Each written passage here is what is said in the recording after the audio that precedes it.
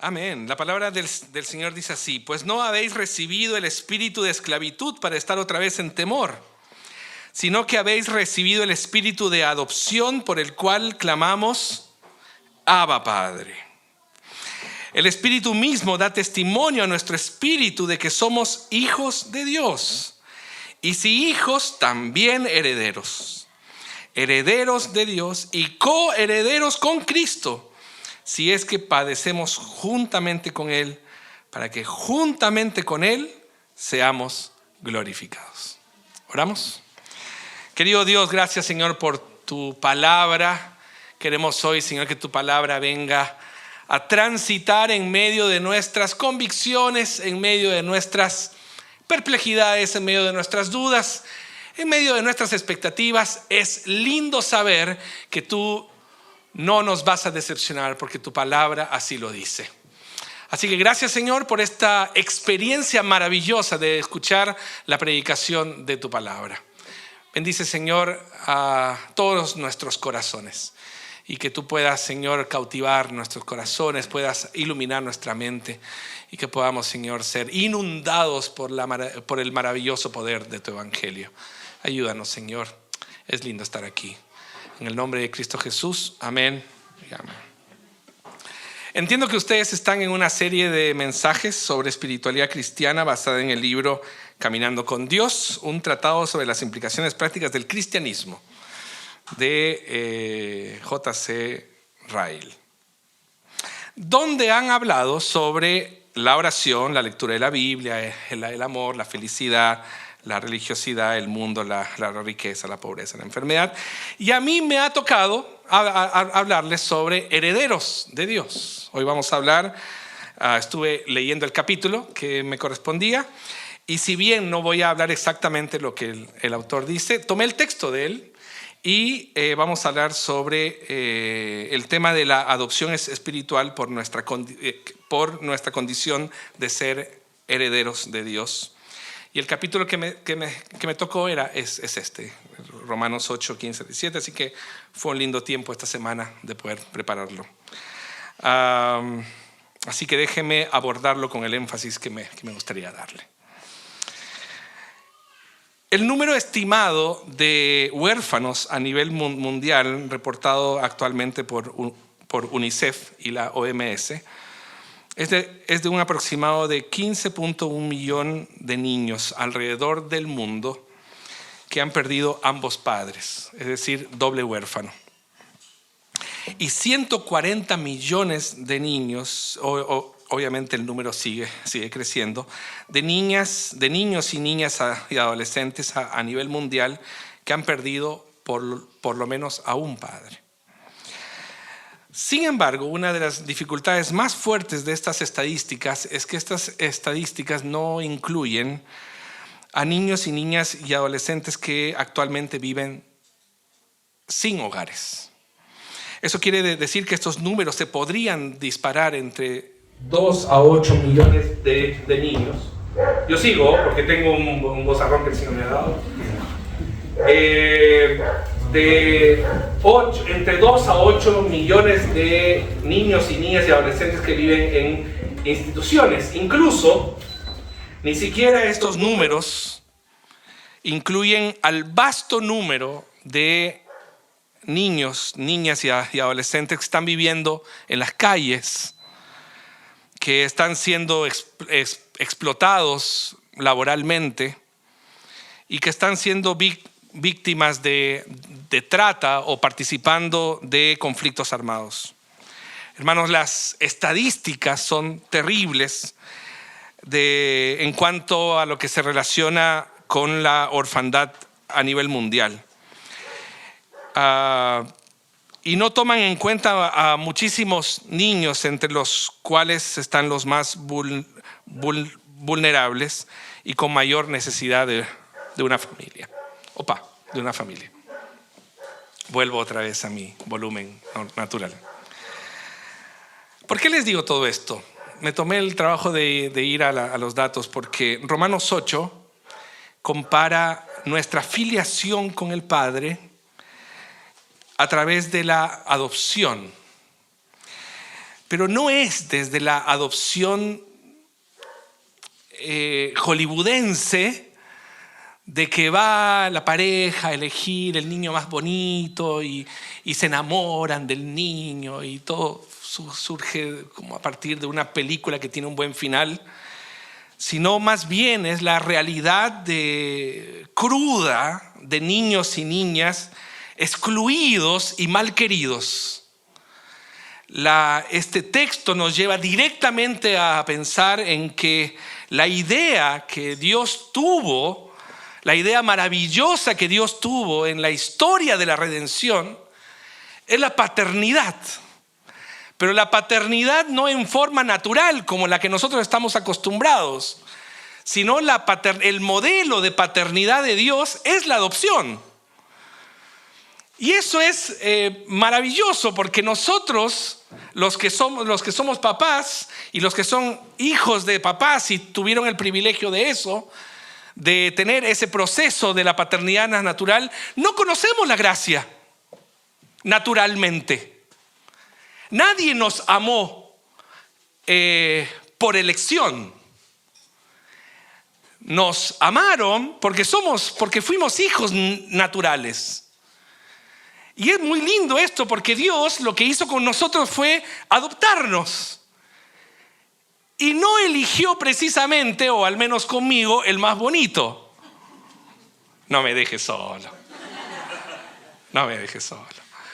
No nos eligió por ser los más bonitos o los más inteligentes o los más santos. Justamente nos escogió por ser exactamente lo contrario, ¿no? ¿Recuerdan textos de la Escritura? Por ser el pueblo más insignificante, dice el texto bíblico. Entonces lo que demuestra aquí la adopción es la idea de un Dios que se vincula familiarmente con nosotros desde la gracia, desde la misericordia y desde la restauración. Entonces hoy vamos a hablar un poquito sobre eso, ¿le parece? Nada que ver eso. Características entonces de esta adopción. La primera cosa que Dios hace con nosotros en este tema de la adopción es que cada día lo confirma con su espíritu. Mire lo que dice el versículo 15. Pues no habéis recibido el espíritu de esclavitud, dice, para estar otra vez en temor, sino que habéis recibido el espíritu de adopción por el cual clamamos Abba Padre. La iglesia de Roma no era una mala iglesia. La iglesia de Roma no era Corinto. Era la iglesia de Roma, era una iglesia buena, era una iglesia saludable, fuerte. Era una iglesia que crecía, una iglesia que era amada por Dios y que estaba en franco camino hacia la madurez. Tenía buenos pastores, tenía buenos líderes y un buen testimonio en la ciudad. ¿Y por qué Pablo entonces le escribe a esta iglesia que era tan bacán? ¿Por qué Pablo les escribe y por qué hace una pausa para decirles que ellos habían recibido el espíritu de adopción y no el espíritu de esclavitud? De hecho, el contraste es muy interesante porque frente al espíritu de esclavitud, si alguien viene y nos dice, Dios no les ha dado a ustedes el espíritu de esclavitud, ¿cuál es la siguiente frase? Dios les ha dado el espíritu de poder, de libertad, ¿cierto? Pero no les dice así. El gran contraste es que no les dice que el Señor les ha dado un espíritu de valor, de poder. Lo que les dice, ustedes han recibido el espíritu de adopción. ¿Por qué les dice eso? Porque todo proceso de adopción humano está muy inmiscuido con el temor. Nosotros no sabemos de eso, pero solo les quiero llevar a pensar en la mente de un niño que está consumido por el temor, está consumido por un temor que esclaviza. ¿Y si no me quieren? ¿Y si me porto mal y me dejan? El adoptado sufre todos los días con el temor de que lo pueden abandonar, de que frente a algo que pueda hacer o no pueda hacer, sus padres se van a decepcionar de él o de ella. Entonces es muy profundo el dolor de un niño que constantemente quiere demostrar que puede ser querido. Intenta abuenarse, intenta ponerse bonito, intenta poner la mejor sonrisa, intenta portarse bien, porque es la única manera en la que sus padres adoptivos lo van a amar.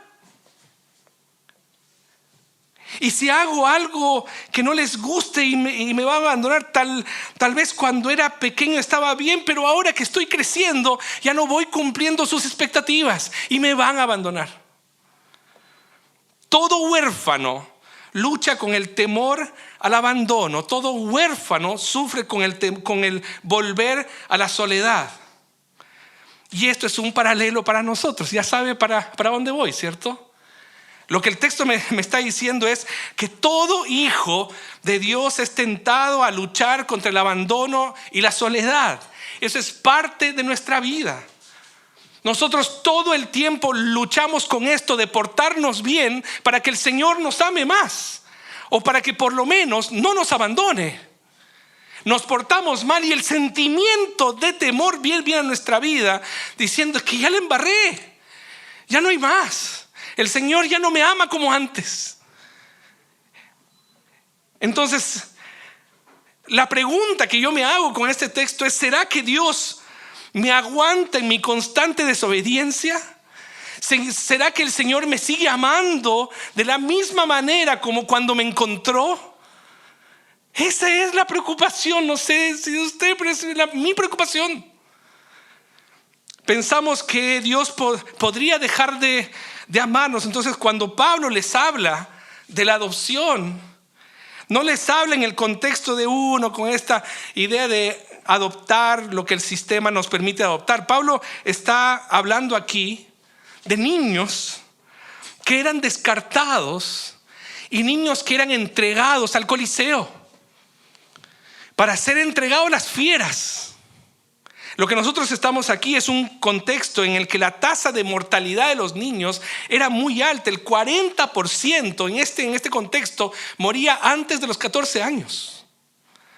Aquí nosotros estamos frente a un contexto en el que las niñas eran abandonadas en estiércol, eran prostituidas, eran esclavizadas y eran abusadas.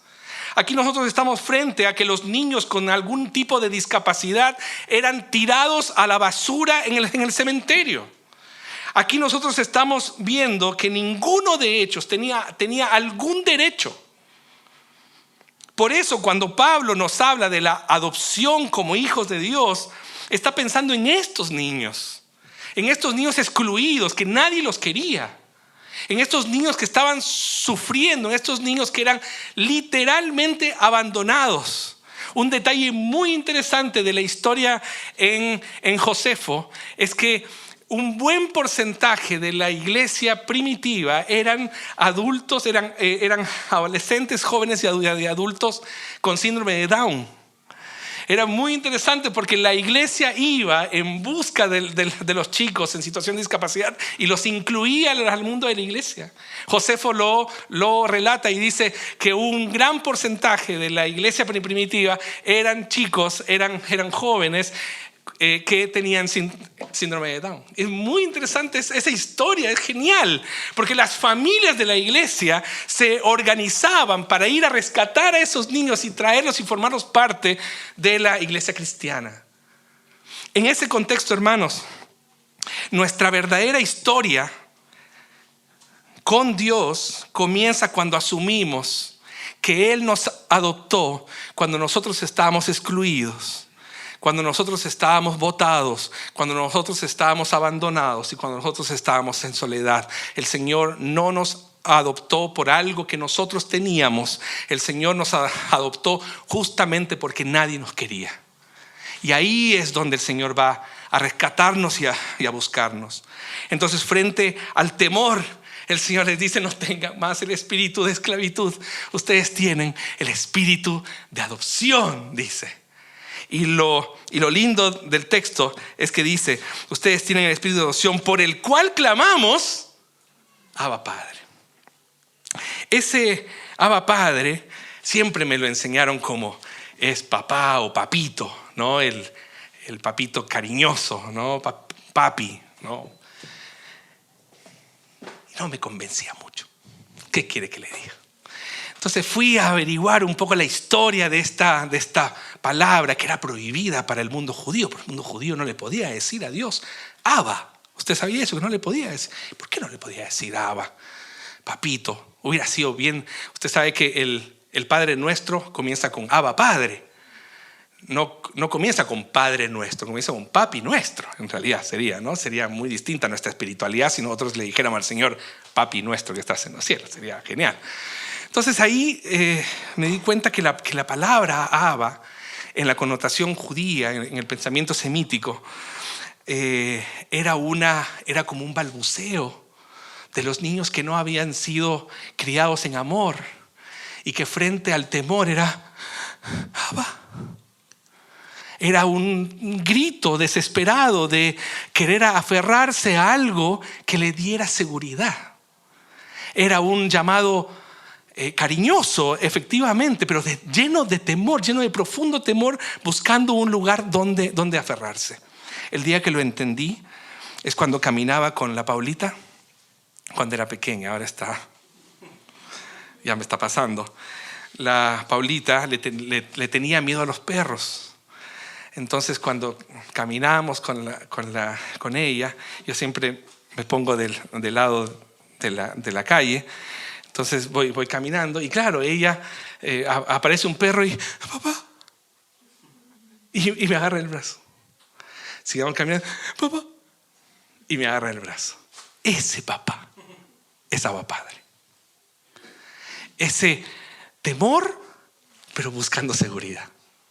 Entonces dice, el espíritu de adopción que el Señor nos da la capacidad espiritual de que frente al temor busquemos seguridad en Dios. Y cuando sentimos de que no merecemos esto y vamos a volver a la esclavitud y el Señor nos va a abandonar y el Señor, que le podamos decir, papá, y el Señor viene y nos acoge y nos dice, tú eres mi hijo. Ese es el sentido del texto.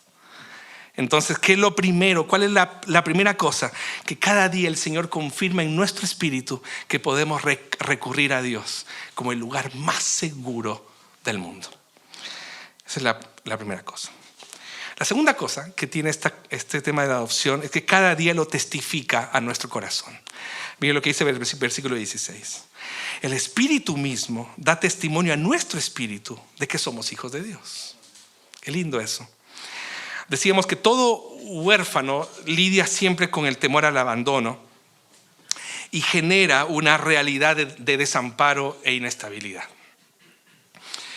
Los primeros años de adopción, yo estoy acompañando ahora a una pareja amiga preciosa de Valparaíso que han adoptado a una pequeña. Y los primeros meses, los primeros años de adopción son los más difíciles. ¿Por qué? Porque deben convencerse por el amor de sus padres del corazón que no serán devueltos, que no serán rechazados, que no serán abandonados nuevamente. Y es un trabajo diario, minuto a minuto. Yo te amo, yo estoy contigo, no te voy a dejar. Estábamos ahí reunidos con ellos tomando once, se le cae y se le rompe el vaso y ella con mucho temor. Y mi amiga va y la abraza y dice, no pasa nada. ¡Wow! Cuando nosotros la embarramos, hermanos, cuando nosotros la embarramos, viene Jesús y dice, yo ya pagué, no pasa nada, yo ya pagué. Hay consecuencias, por supuesto, de que hay que comprar un nuevo vaso seguramente. Hay que recoger los vidrios y todas las consecuencias. Pero en mi relación con Dios no pasa nada. No pasa nada. Yo ya pagué por ti.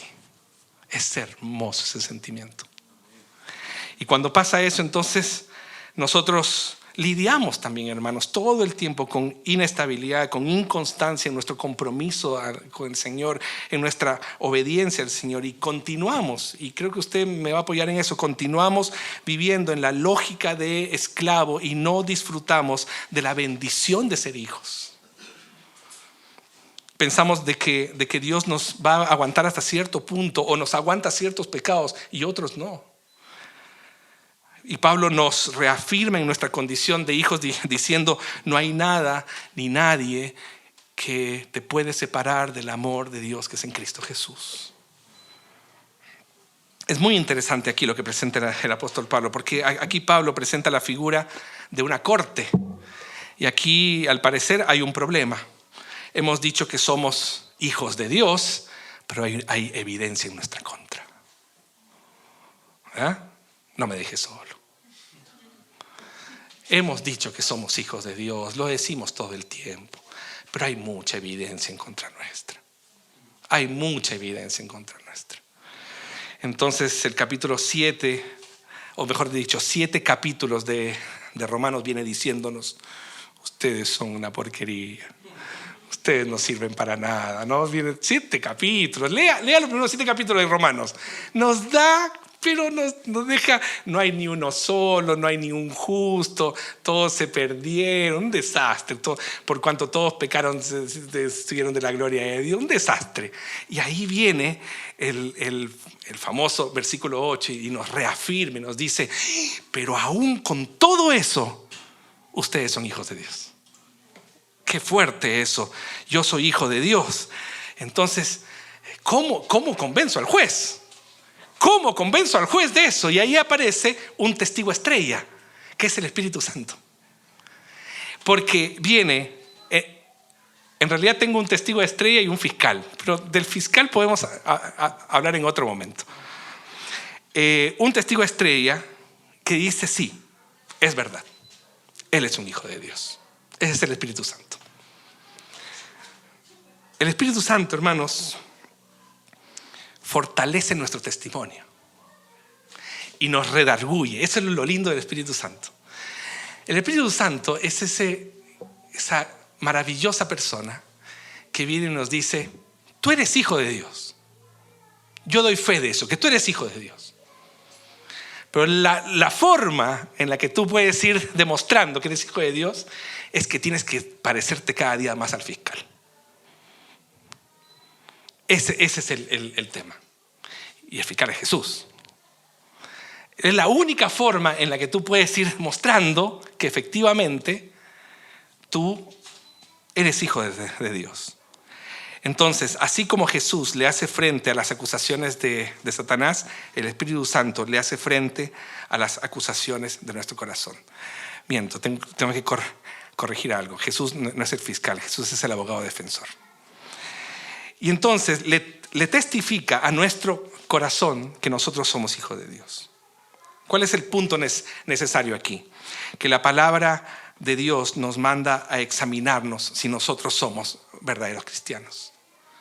Entonces pasan los años, hermanos, pasan los años, y un verdadero cristiano debe saber que él es cristiano. Pasan los años y el hijo de Dios sabe que es hijo de Dios. Y la única forma de comprobar eso es que pase lo que pase, el Señor no lo abandona. El Señor sigue estando ahí e insiste con nosotros. El Espíritu Santo se encarga de dar testimonio a nuestro corazón de que somos hijos de Dios. Y eso puede usted dar testimonio de eso. Hemos literalmente dado la espalda a Dios y el Espíritu Santo se nos pone delante de nosotros y te das vuelta, porque tú eres un hijo de Dios. Y le damos la espalda a Dios y el Espíritu Santo se pone delante de nosotros, te das vuelta, porque tú eres un hijo de Dios. Y todo el tiempo está ahí. Es como cuando uno pasa por el aeropuerto, ¿cierto? Ya saqué todo. Pip, y sigue sonando la bendita cosa. Porque el Espíritu Santo es ahí. Pip, pip, hasta que te saques todo lo que te impida pasar. Pip. Y sigue, insiste. Y uno saco, no puedo más. Se me va a caer el pantalón. Se lo advierto, se me va a caer el pantalón. Pip. El Espíritu Santo es buenísimo. Cómo el Espíritu Santo insiste y no va a dejar de insistir de que nosotros somos hijos de Dios. Porque no depende de nosotros, depende de un Dios que ya nos eligió para eso.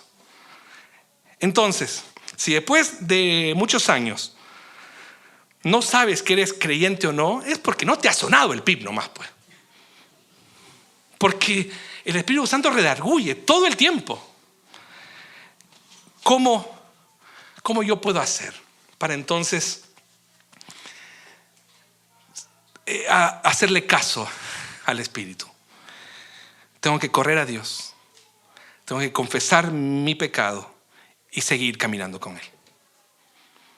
Tengo que correr a Dios, abandonar mi pecado y seguir caminando con Él. ¿Qué es lo que hace el Espíritu? El Espíritu Santo testifica a nuestro espíritu que somos hijos de Dios. Aleluya, por eso. Amén. Qué bueno es eso. Y va a insistir. ¡Ja! Habrá insistido conmigo. Usted también, no me deje solo. El Señor insiste todo el tiempo, ¿no? Todos los días con nosotros. ¿Cuál es la tercera característica y última? Es que cada día lo asegura con su herencia. Esta parte es hermosa. 17 y dice: y si hijos, también herederos de Dios y coherederos con Cristo, si es que padecemos juntamente con Él, para que juntamente con Él seamos glorificados.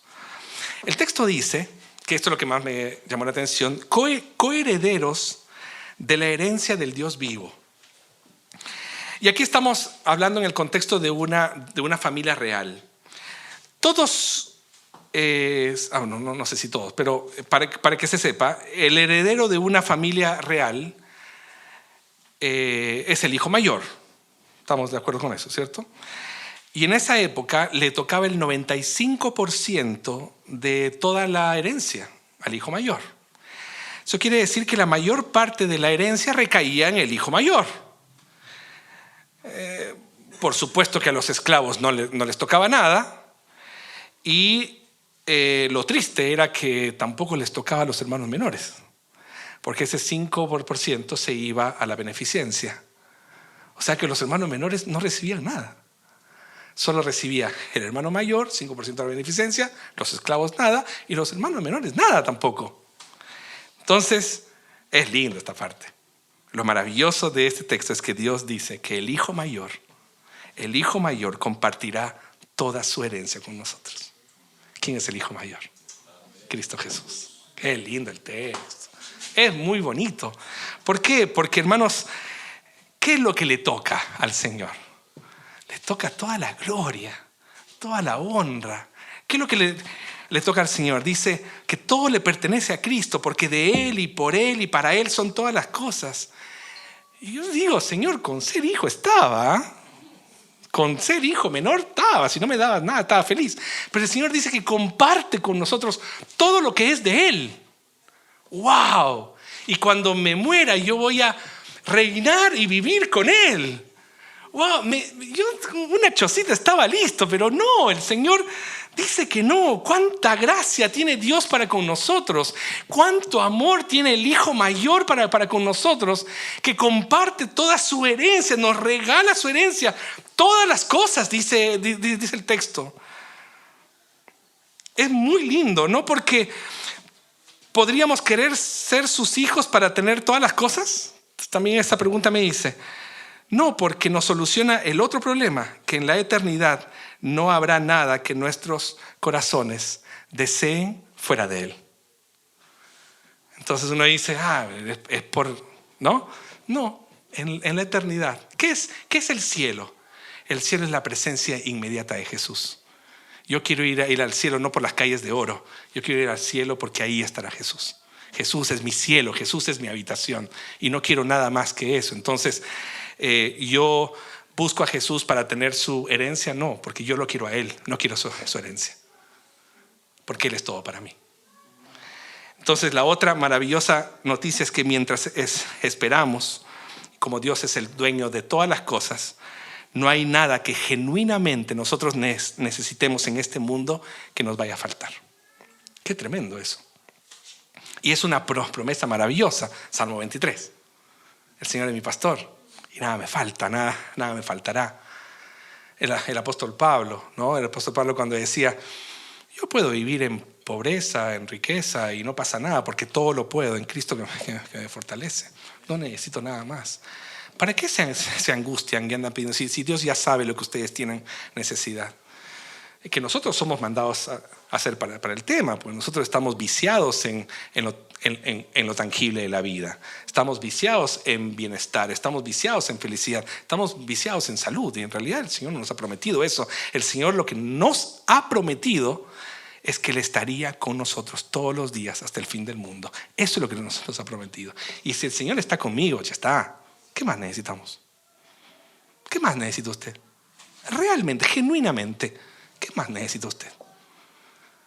Ese es una confrontación a nuestro corazón, es la confrontación a mi corazón. Yo tengo una lista de cosas que pienso que necesito, pero una lista. Tengo un Excel, hermanos. No me dejes solo. No me dejes solo. Todos tenemos una lista Excel de cosas que pensamos que necesitamos. Y es tremendo esto lo que el Señor nos dice. El dueño del mundo nos dice que no nos va a faltar nada de lo que genuinamente nosotros necesitamos. Y eso ha sido así. Solo vean la historia de sus familias, la historia de sus padres, si fueron creyentes. Es que no hubo mendigo, no hubo justo que mendigue pan. Ninguno. Mi padre falleció hace poco. Me dejó cero, hermano. Cero.